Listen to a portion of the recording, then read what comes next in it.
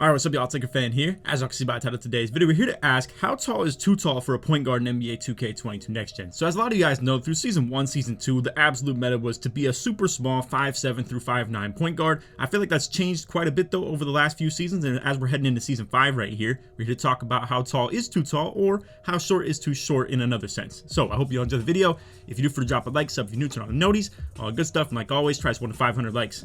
Alright, so real quickly, let's go over the options. I feel like these are some of the best checkpoints you can reach in terms of a certain build, or caps if you will, where you have the 5'9", which is a pretty good height as far as if you want to be a small point guard, or I would say 6'1" is something solid in between the 6'3" and the 5'9", but 6'3" still gives you all the Hall of Fame playmaking badges. You can get a lot of the good shooting ones as well, still having a really solid three-pointer. You're only lacking probably like blinders and Deadeye on Hall of Fame. That's pretty much it. And obviously the taller you are, the better your defense is, to a certain point. That's what we're kind of making this video for. Obviously you can only go so high until the point where you're pretty much considered a big man or a wing, and obviously if you're considered a wing, like let's say the 6'9" right here, you could still play point guard on this to a certain degree. Obviously we're talking different game modes for this though. For 2v2 you could absolutely come out here and play point guard with it, because you're really not expected to do anything besides ISO. You can even have 2 of these and it'd be as simple as that. Now for 3v3, it becomes a little bit more dicey. It's maybe possible, but I think the absolute maximum you should do for 3v3 is probably a 6'7" glitch metric build right here, where you have 88 speed, and it'd be very viable as a two-way build. Really good defense, really good offense still, and it's not going to be perfect offense, but with a lineup like this, if you do bring a 6'7" or a 6'6" in, you're going to dominate on defense. You get a lot of fast break opportunities, and the list goes on and on with that. Now for Pro-Am, we'll talk like 5s, right? I think 6'3" is the absolute maximum you should have as a primary ball handler. Realistically, it's probably 6'1" as the max. A lot of times with the Pro-Am, you need to be an elite ball handler, super fast with it, a really reliable three-pointer as well. And if the whole offense kind of flows through you, then you definitely need to be dependent upon in terms of your ball handleability, your passing, making sure that you're not going to lose it, and obviously again, reliability from three-pointer, the threat to open up your big man in the pick and roll. The list goes on and on with that stuff. So again, I feel like we've kind of touched base as to what game modes pertains to what, but in a general sense, I will say I think 6'5" is probably the tallest you should go for a point guard build. But again, it all kind of condenses to what game mode you play. And real quickly, we're just going to go ahead and detail some of the builds. So again, at 5'9", 5'10" wingspan, it still allows you to achieve 99 three-pointer, 99 ball handle, and still a very elite speed with ball, still having 99 speed for the sake of off-ball offense as well, leaking out on the fast breaks. This is a really good 5v5 build, but I will say, obviously, when it comes to rec center, you're going to be stuck guarding the other team's point guard, and obviously you don't really want that with a 5'9". So I would say this is more something you have to bring in as a full squad in the rec, and I don't really advocate for that, as a lot of you guys know. Or you could bring it in as team Pro-Am and play the corner on D, or play off ball on the wing if the other team doesn't like to run a lot of wraps and crossing action and stuff like that, where you can pretty much just hide on defense. But again, if you're coming in there and rec and you don't have a full squad and you have to just literally stick the other team's point guard, you're going to struggle with this build right here. I mean, 5'9" with very minimal defense is not ideal, and even passing lanes aren't really that good on a build like this anymore. With your lack of height or lack of length on the wingspan, it definitely becomes a tough scene. Obviously this build only has 61 steal. It could get 99, but even with 99 steal, I still think it's a problem when it comes to playing passing lanes. Hall of Fame interceptor and everything, you could have it all, but I still just feel like the builds are too small and they just get stuff thrown over their head all day. Again, 6'3" gives a very good balance between offense and defense. I will say though, this one right here is my own custom one that I made as my own point guard. It's not meta by any means. You can see it lacks three-pointer quite a bit. Its defense, once again, isn't exactly that good. But at the same time, I really do feel like steal is maybe becoming one of the more overrated ratings in the game, to be completely honest with you. I mean, if you're in the right spot, you get the steal most times now. It used to be, if you have a really high interceptor, you'll get crazy lunges into the passing lanes and you'll be really glitchy with it. I almost feel like if you maybe decide between 2 of them in terms of what I want on this build upgrade at this point, from my own personal experience now with having steal at 62 and having block at 57, the block overperforms and the steal underperforms. And again, I've seen it firsthand with the guards that I play with. If they have 80 to 90 or 99 steal rating, it still doesn't make much of a difference in terms of the passing lanes. Again, you have to be in the right spot for it, and it doesn't change much if you do have a super high steal rating anymore. You don't get glitchy animations, you don't get the crazy lunges. Either way though, I will revise this build really quickly just to show what it could be in terms of a meta sense. I will say, I think as a point guard, you would want a smaller wingspan. In case you guys don't know, there is the metric glitch to make your wingspan 1 smaller than the height. So I can make it 6'2", and you can see it raises my three-pointer to 97, ball handle to 94. Ball handle 94 doesn't matter that much, but it will get you ankle breaker on Hall of Fame. So if you care about that, that's up to you. Also, with this build at 6'3" with a 6'2" wingspan, you can still have 84 driving dunk if you wanted that for the pro contact dunks, but obviously it's a little bit hard to manage that amongst this build.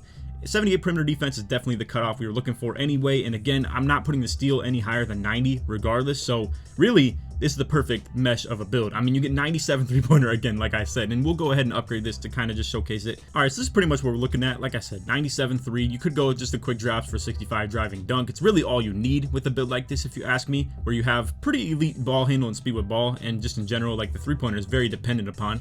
And again, it's not like you have 99 speed with ball or 99 speed like the other build, but defensively, this actually looks pretty good. I mean, to be able to have 95 speed at 6'3" is still pretty glitchy. And then again, if you did want the steal, that's up to you. If you want to do what I was doing too, though, and just settle for the really low steal rating, you could get yourself up to the quick drops cap for like the silver limitless takeoff, and it gives you the best animations for that. But realistically, it is very hard to fully invest driving dunk in your build. Why is that? It's because it forces you to upgrade vertical, driving layup, and driving dunk when you're doing just the driving dunk just in general. It forces the other two to go up with it. So it's really tough to balance a build like that. And you saw by mine that was at this exact same height. It looks pretty garbage on defense, and obviously didn't have 97 3-pointer. If anything, it was literally 10 less on this as well. But anyway, like I said, I think this really fits the meta version of this quite a bit. Once again, the only two badges you're lacking on the Hall of Fame level are going to be blinders and Deadeye, which are very important ones, but even at that, to still be 6'3", you get every dribble animation in the game still, even for your height. For the ball handle, like I said, you can go to 94 if you would like to, but 93 gives you pretty much every playmaking badge on Hall of Fame that deals with ball handling, except for unpluckable and ankle breaker, which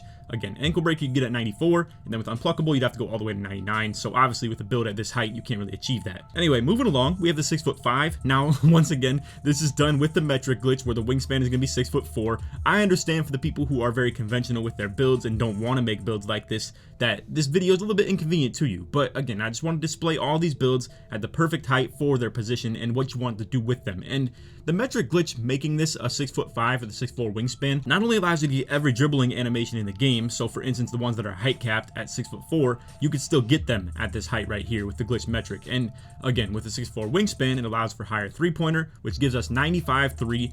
This, unfortunately, though, at the 6'5", only gives you 91 speed with ball and 92 ball handle. So the ball handle one's not that big a deal. It's not really the end of the world if you miss out on Hall of Fame hyperdrive, but what you are missing out on with this 91 speed with ball is Hall of Fame quick first step, and you can't get that with a 6'4" on the metric or anything like that either. It's not going to give you enough weight drop or anything like that to get speed with ball high enough. So unfortunately, 6'3" is pretty much the cap that you can go to as far as that goes. But again, still really good 3-pointer. This one right here is a little bit scuffed. Obviously, you don't want 40 driving dunk, but I just made it because it's very hard to balance this build. Anyway, if you were comfortable with that, go ahead and just rock out with it. If you're not, though, again, you could drop something like steal. You could drop the block off. You don't really care for chase down, but I highly recommend to go for this chase down artist on bronze and intimidator and stuff like that as well. This is elite, bro. 57 block is a very good bang for your buck, or just really good budget just in general. And with this build, so glitchy on defense, 94 speed at 6'5", we still have 85 perimeter defense while still having, again, 95 3-pointer, an elite ability to handle the ball while still getting every animation in the game at a height that you're not supposed to get it. So